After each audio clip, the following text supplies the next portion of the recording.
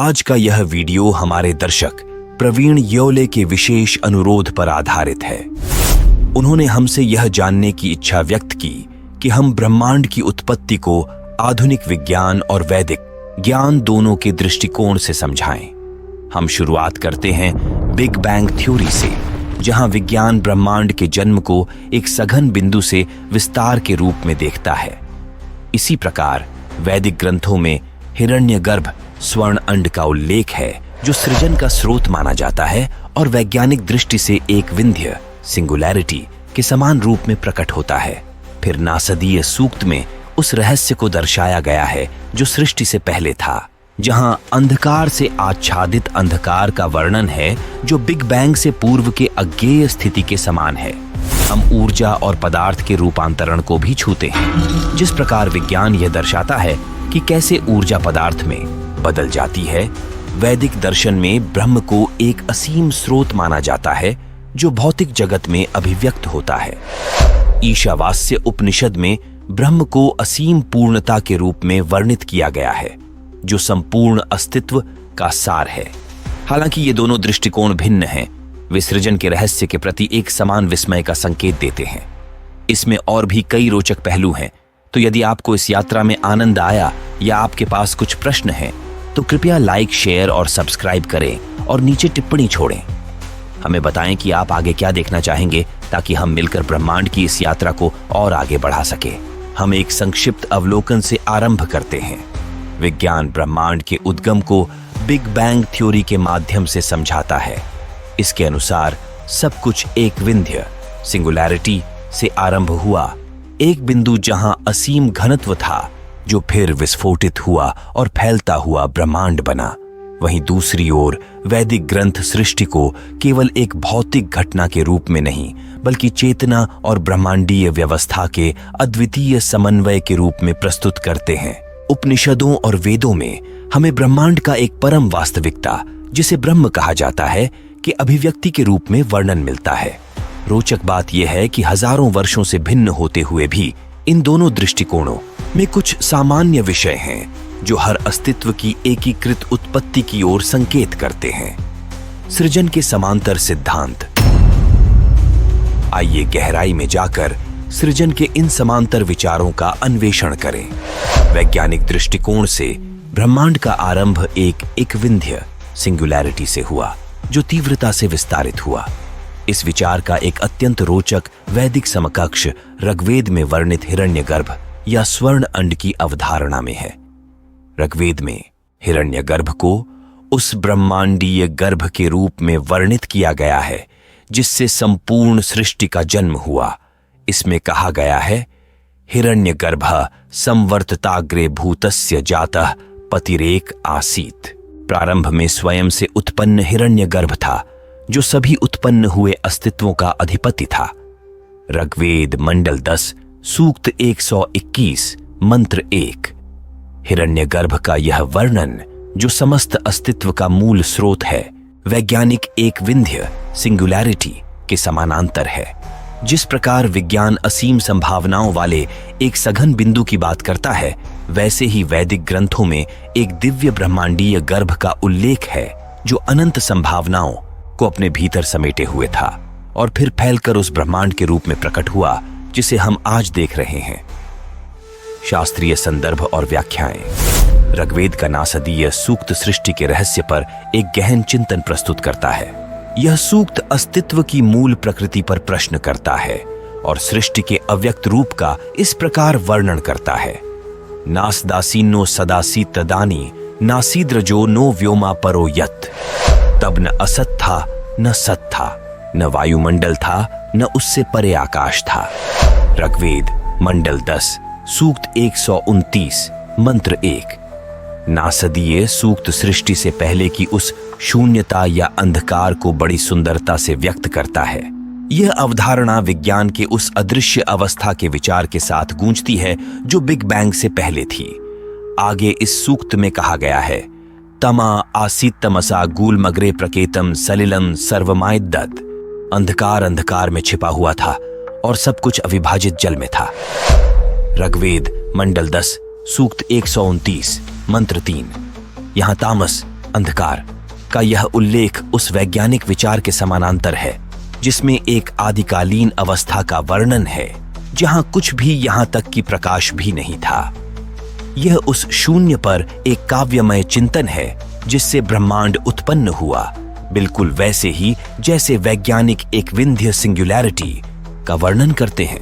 चांदोग्य उपनिषद अध्याय 6 खंड 8 मंत्र 7। एक अन्य अद्वितीय विचार चांदोग्य उपनिषद में पाया जाता है जहां तत्वमसि वाक्यांश का उल्लेख है।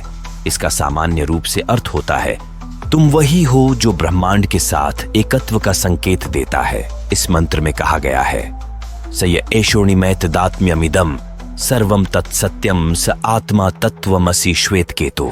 हे श्वेतकेतु, यह सूक्ष्म सार इस संपूर्ण अस्तित्व का आत्मा है, वही सत्य है, वही आत्मा है और तुम वही हो।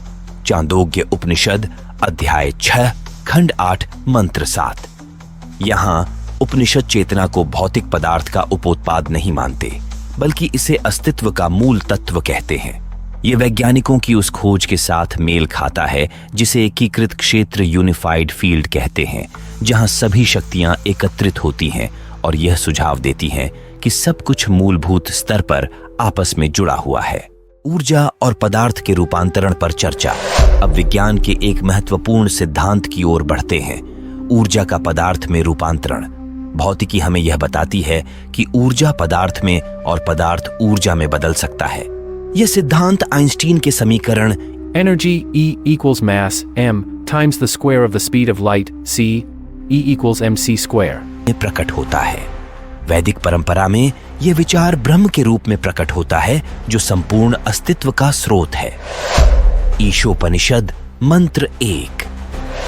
ईशोपनिषद ब्रह्म को असीम, शाश्वत और सर्वव्यापी के रूप में वर्णित करता है। इसमें कहा गया है, पूर्णमदः पूर्णमिदं पूर्णात् पूर्णमुदच्यते। वह पूर्ण है, यह पूर्ण है, पूर्ण से पूर्ण की उत्पत्ति होती है। ईशोपनिषद मंत्र 1। इस मंत्र में उपनिषद यह दर्शाता है कि यह भौतिक संसार एक महान अनंत पूर्णता की अभिव्यक्ति है, एक असीम ऊर्जा जो सीमित रूपों में संकुचित हो जाती है। जिस प्रकार ऊर्जा पदार्थ में परिवर्तित होती है, वैसे ही ब्रह्म की पूर्णता संसार की विविधता में प्रकट होती है। दोनों दृष्टिकोण एक शाश्वत स्रोत का संकेत देते हैं जिससे सभी चीजें उत्पन्न होती हैं। समय का चक्रीय स्वरूप और ब्रह्मांड का विस्तार। वैदिक ब्रह्मांड विज्ञान में समय को चक्रीय रूप में देखा गया है, जिसमें ब्रह्मांड महाकल्पों के दौरान प्रकट और विलीन होते रहते हैं। यह विचार आधुनिक ब्रह्मांड विज्ञान के चक्रीय मॉडलों से मेल खाता है, जो सुझाव देते हैं कि ब्रह्मांड विस्तार और संकुचन के चक्रों से गुजर सकता है। भगवद गीता अध्याय 9 श्लोक 7। भगवद गीता इस ब्रह्मांडीय लय पर चर्चा करती है। सृष्टि कालः प्रलय पुनर्पिच तत्व संग्रहेण कालः। प्रत्येक चक्र के प्रारंभ में सृष्टि उत्पन्न होती है, इसके अंत में विलय होता है। भगवद गीता अध्याय 9 श्लोक 7। यह चक्रीय दृष्टिकोण उन वैज्ञानिक सिद्धांतों के अनुरूप है जो बिग क्रंच की संभावना दर्शाते हैं, जिसमें ब्रह्मांड एक दिन संकुचित हो सकता है और नई सृष्टि के चक्र का आरंभ हो सकता है।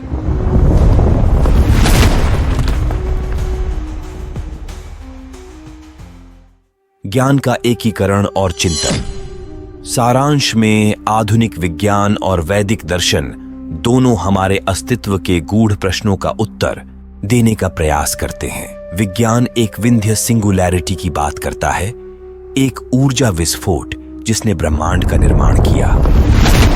वैदिक ज्ञान हिरण्यगर्भ, एक ब्रह्मांडीय गर्भ और ब्रह्म की अवधारणा प्रस्तुत करता है जो एक असीम स्रोत है जिससे संपूर्ण विविधता उत्पन्न होती है।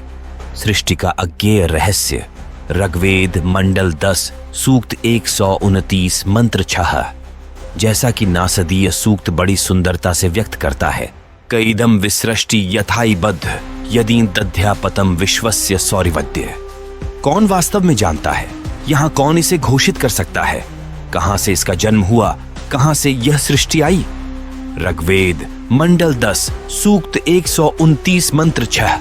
अनेक ब्रह्मांडों का सिद्धांत और वैदिक ब्रह्मांड विज्ञान, अनेक लोकों की अवधारणा आधुनिक भौतिकी में, मल्टीवर्स थ्योरी या अनेक ब्रह्मांड सिद्धांत यह प्रस्तावित करता है कि अनेक, शायद अनंत ब्रह्मांड विद्यमान हैं, जिनमें से प्रत्येक की अपनी अनोखी विशेषताएं और आयाम हैं। इस सिद्धांत की एक अनोखी झलक वैदिक ब्रह्मांड विज्ञान में मिलती है, जहां प्राचीन ऋषियों ने असंख्य लोकों और जगतों का दर्शन किया था, जिन्हें लोक कहा गया है। बृहदारण्यक उपनिषद और पुराण इन ग्रंथों में एक व्यवस्थित ब्रह्मांड का वर्णन है, जिसमें अनेक लोक समाहित हैं। इन लोकों का नियंत्रण विभिन्न देवताओं और ब्रह्मांडीय नियमों द्वारा होता है। यह संरचना एक परतदार यथार्थ का संकेत देती है, जिसमें भौतिक जगत के ऊपर और नीचे के अनेक लोक समाहित हैं। लोकाः अनंता अनाद्यंता विश्वस्य च केतुना। ये लोक अनंत हैं, बिना किसी आदि या अंत के, और ब्रह्मांड के नियमों से एक सूत्र में बंधे हैं। पुराणों में वर्णित यह विचार आधुनिक क्वांटम यांत्रिकी और ब्रह्मांड विज्ञान में मल्टीवर्स सिद्धांतों से मेल खाता है, जो हमारे दृष्टिगोचर ब्रह्मांड से परे अनंत वास्तविकताओं का सुझाव देता है। वैदिक दृष्टिकोण में ये लोक केवल भौतिक नहीं है, बल्कि आध्यात्मिक भी हैं, जो अस्तित्व की धारणा को भौतिक पदार्थ से आगे बढ़ाकर चेतना तक ले जाते हैं। सृष्टि और विनाश का चक्र, एंट्रोपी और प्रलय। एंट्रोपी, जो कि ऊष्मागतिकी थर्मोडायनामिक्स का एक महत्वपूर्ण सिद्धांत है, यह बताता है कि किसी भी प्रणाली में समय के साथ अस्थिरता या अस्त व्यस्तता की प्रवृत्ति होती है, जिससे उसका पतन या परिवर्तन होता है। वैदिक दृष्टि में प्रलय महाविनाश इसी सिद्धांत के अनुरूप है, जो उस चक्रीय प्रक्रिया का वर्णन करता है जिसमें सृष्टि पहले लय विनाश को प्राप्त होती है और फिर पुनः रचना होती है। भागवत पुराण में प्रलय के विभिन्न प्रकारों का वर्णन है। आंशिक प्रलय, जो युगों के अंत में होता है, और महाप्रलय, जब संपूर्ण ब्रह्मांड अपने स्रोत में विलीन हो जाता है और फिर नए रूप में पुनः जन्म लेता है। कल्पे कल्पे विश्वस्य प्रलयो भवति पुनश्च। हर युग में यह ब्रह्मांड विनाश को प्राप्त होता है और पुनः जन्म लेता है। भागवत पुराण 12 स्कंद अध्याय 4। यह धारणा और दूसरा ऊष्मागतिक नियम, संतुलन और प्रलय का चिरंतन चक्र। दूसरा ऊष्मागतिक नियम, सेकंड लॉ ऑफ थर्मोडायनामिक्स, ये भविष्यवाणी करता है कि ऊर्जा के बाहरी स्रोत की अनुपस्थिति में सभी प्रणालियां संतुलन की स्थिति में चली जाती हैं, जिसे अधिकतम एंट्रोपी कहते हैं। वैदिक और आधुनिक दोनों दृष्टिकोण एक ब्रह्मांडीय लय को स्वीकारते हैं, जिसमें सृष्टि, विस्तार और अंततः विलय का क्रमबद्ध चक्र विद्यमान है। ध्वनि तरंग के रूप में सृष्टि का स्रोत की ओम की शक्ति और क्वांटम क्षेत्र सिद्धांत। वैदिक परंपरा में यह माना जाता है कि ओम आदिशक्ति की वह ध्वनि है जिससे संपूर्ण सृष्टि का उद्भव होता है। वेदों के अनुसार यह ध्वनि संपूर्ण ब्रह्मांड में व्याप्त कंपन का प्रतीक है, जो सृष्टि का मूल स्रोत है। आधुनिक विज्ञान में क्वांटम क्षेत्र सिद्धांत, क्वांटम फील्ड थ्योरी, यह दर्शाता है कि कण और पदार्थ क्वांटम क्षेत्रों में होने वाले परिवर्तन से उत्पन्न होते हैं, जो संकेत देता है कि अस्तित्व का आधार तरंगें या कंपन ही है। ओम इति एतदक्षरम इदम सर्वम। ओम, यह अक्षर अविनाशी है और यह संपूर्ण सृष्टि का सार है। मांडूक्य उपनिषद, प्रथम मंडल मांडूक्य उपनिषद और प्रणववाद में ओम को सृष्टि के सभी चरणों का प्रतीक माना गया है। उत्पत्ति, अस्तित्व और विनाश। यह विचार क्वांटम क्षेत्र सिद्धांत के साथ गूंजता है, जहां यथार्थता क्वांटम क्षेत्र की लहरों या कंपन से उत्पन्न होती है, मानो सृष्टि एक अनंत संगीत हो जिसमें ओम पहला और शाश्वत स्वर है। चेतना और पर्यवेक्षक प्रभाव। वेदांत में चेतना की अवधारणा और क्वांटम यांत्रिकी। आधुनिक भौतिकी में यह पाया गया है कि पर्यवेक्षण का प्रभाव कणों के व्यवहार में भूमिका निभाता है। क्वांटम यांत्रिकी में पर्यवेक्षक प्रभाव, ऑब्जर्वर इफेक्ट, यह दर्शाता है कि जब किसी कण का अवलोकन किया जाता है तो उसकी अवस्था बदल सकती है। इसी प्रकार वैदिक ग्रंथों में भी चेतना को सृष्टि के केंद्र में रखा गया है। ऐतरेय उपनिषद में चेतना अर्थात आत्मा को संपूर्ण जगत का साक्षी बताया गया है। सर्वम खल्विदम ब्रह्म, यह संपूर्ण ब्रह्मांड वास्तव में ब्रह्म है। छांदोग्य उपनिषद तृतीय अध्याय 14वां खंड प्रथम मंत्र प्राचीन ऋषियों ने चेतना को मात्र पदार्थ का उप उत्पाद नहीं बल्कि ब्रह्मांड का एक मौलिक तत्व माना। यह दृष्टिकोण आधुनिक चेतना केंद्रित भौतिकी से मेल खाता है, जहां पर्यवेक्षक की भूमिका यथार्थ को आकार देने में एक महत्वपूर्ण संकेत देती है। यह दृष्टिकोण मन और पदार्थ के बीच एक गहरे संबंध की ओर संकेत करता है, जो वैदिक ज्ञान की जड़ों से मेल खाता है। स्वर्णिम अनुपात और प्रकृति तथा वेदों में पवित्र ज्यामिति। प्रकृति और ब्रह्मांड में व्याप्त स्वर्णिम अनुपात, गोल्डन रेशियो, जिसे फी पीआई भी कहा जाता है, गणित और भौतिकी में सार्वभौमिक सामंजस्य का प्रतीक माना गया है। आश्चर्य की बात यह है कि वैदिक युग के शुल्ब सूत्रों में यज्ञ वेदियों और पवित्र स्थानों के निर्माण के लिए स्वर्णिम अनुपात से मिलते जुलते अनुपात और ज्यामितियों का उल्लेख है। त्रिराशिरस्ति संन्यासो यज्ञ वेद्या भविष्यति। यह 3 अनुपात संतुलन में होते हैं, यज्ञ की वेदी में एक पवित्र सामंजस्य की स्थापना करते हुए। शुल्ब सूत्र यह वैदिक विश्वास को दर्शाता है कि ब्रह्मांडीय व्यवस्था, रत का सिद्धांत, प्रकृति की संरचनाओं और ज्यामितियों में दिव्य सिद्धांतों की अभिव्यक्ति है। इस ब्रह्मांड में आकाश गंगाओं से लेकर डीएनए तक भी का अस्तित्व यह दर्शाता है कि कुछ विशेष सामंजस्यपूर्ण संरचनाएं सृष्टि के हर स्तर पर विद्यमान हैं। माया भ्रम और वास्तविकता की प्रकृति। होलोग्राफिक ब्रह्मांड सिद्धांत वैदिक दृष्टिकोण में माया का अर्थ है एक ऐसा आवरण या भ्रम जो अस्तित्व की वास्तविक प्रकृति को ढकता है। आधुनिक विज्ञान में होलोग्राफिक ब्रह्मांड सिद्धांत, होलोग्राफिक यूनिवर्स थ्योरी, यह सुझाव देता है कि हमारी त्रिआयामी वास्तविकता 2 आयामी सतह पर सूचना का एक प्रक्षेपण हो सकती है, जो दर्शाता है कि हमारे अनुभव एक ब्रह्मांडीय माया या भ्रम हो सकते हैं। माया में तरंती, मनुष्य इस माया को पार कर जाता है।